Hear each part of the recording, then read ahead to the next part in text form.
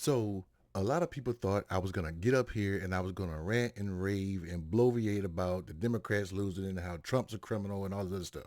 Not going to do that. At least not for the first half of this post. I'm going to sit back and wait.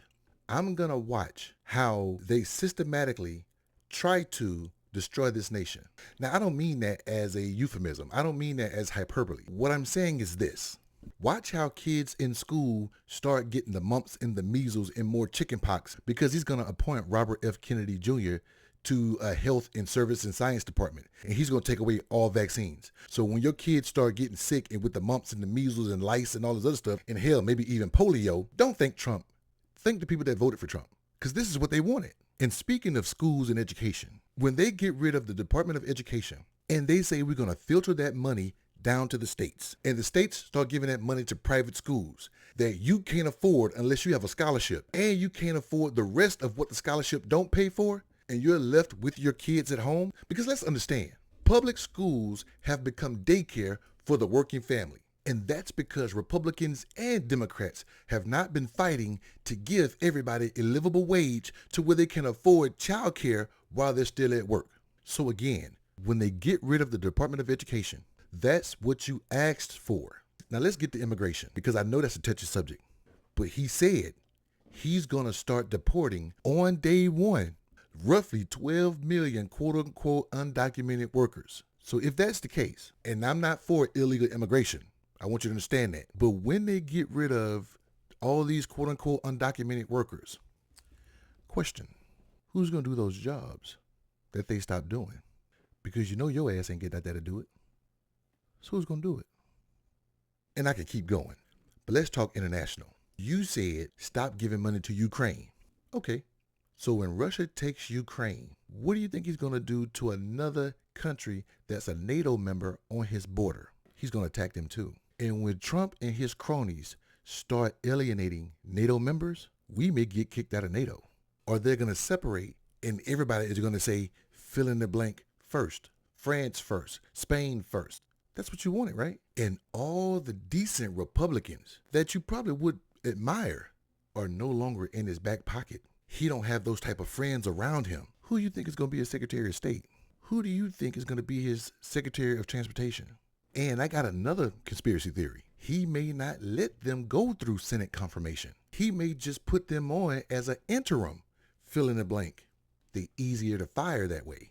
You don't do what I say and deport immigrants, you're fired.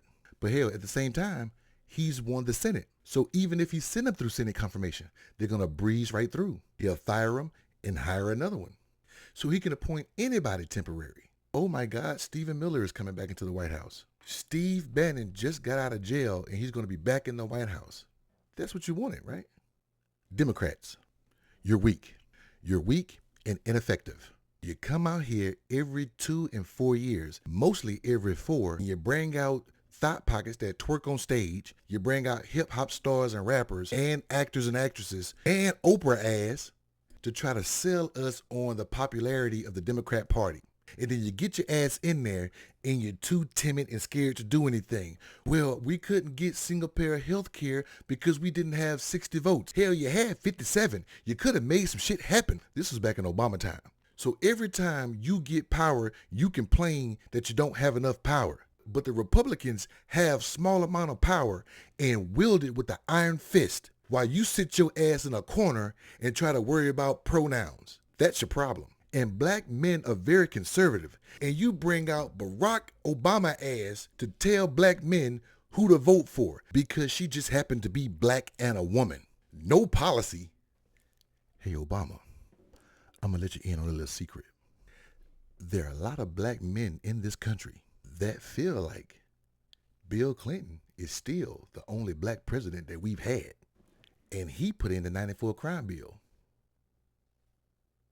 I'm just saying. And I know my girl Nancy Pelosi. I know she backstage kicking everybody in the ass right now because she told y'all to do a broker convention. That way people can try to find somebody really to get in there and do it. I had my money on Gavin Newsom. But because they were sitting on a war chest and you couldn't see the $500 million that was waiting on you to choose another candidate, you went with Kamala Harris, who didn't even make it to the Iowa caucus when she tried to run for president on her own. But that's no problem because we were still going to rally around whomever the Democrats chose. But you picked the wrong horse. So Gavin Newsom, Ben Shapiro, Wes Moore, you up next. Don't fuck up 2028. That's even if we have another election. So I still got my Project 2025. And when they start implementing stuff in here, I'm going to just go through and highlight and give you more content.